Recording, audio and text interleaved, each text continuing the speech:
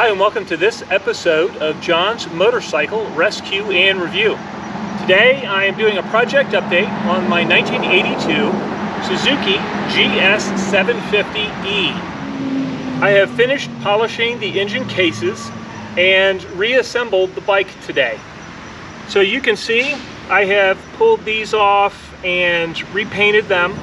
I've polished out the engine cases and I've done a lot of detail touch-up on the bike with just a fine detail paintbrush. If there was, spots where the paint was chipped or a little bit of corrosion, just touching that up.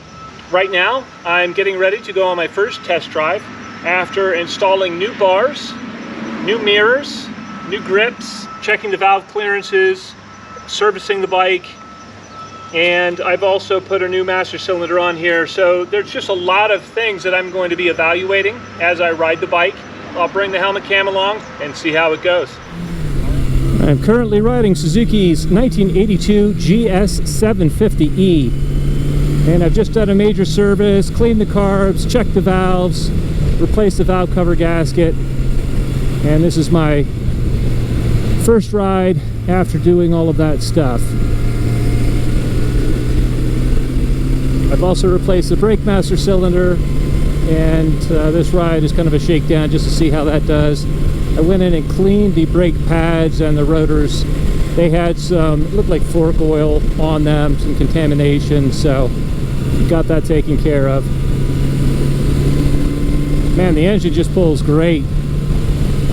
There was just a little bit of residue in the pilot jets, and so that was contributing to it not running like it should. The bar that I put on is a little bit more forward than the bars that were on it. They were a little bit more just bolt upright seating position, which I like a little bit of a forward lean. And these are nice. They give nice leverage, so it makes for a very nimble ride.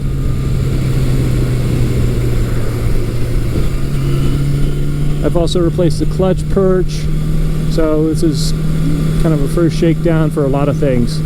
That seems like the clutch is functioning like it should. I haven't experienced any slippage.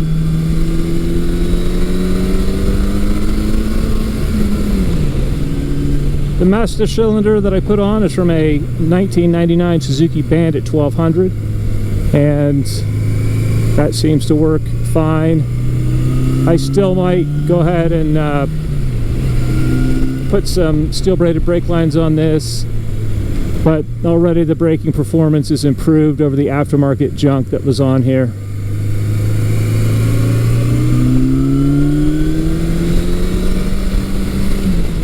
Now that I've gone through the bike a little bit more, I feel a little bit better about kind of exploring some of the performance envelope here. I'm still being relatively tame. Want to get used to it.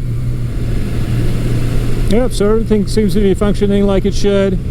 I will go ahead and shut the video off now and enjoy my ride. I will update you shortly on next steps in this project. Right now, when I get any project, the first step is really getting everything to perform like it should. And I've done that, and right now it's just a matter of figuring out what next steps I want to take with it. Do I want to have it professionally repainted? Do I want to just try to shoot some paint on the little side covers myself? The paint job that's on it isn't bad. It's just, it's not 100% to my taste, but so we'll see. Anyways, I'll keep you updated, and thanks for watching. Have a great day.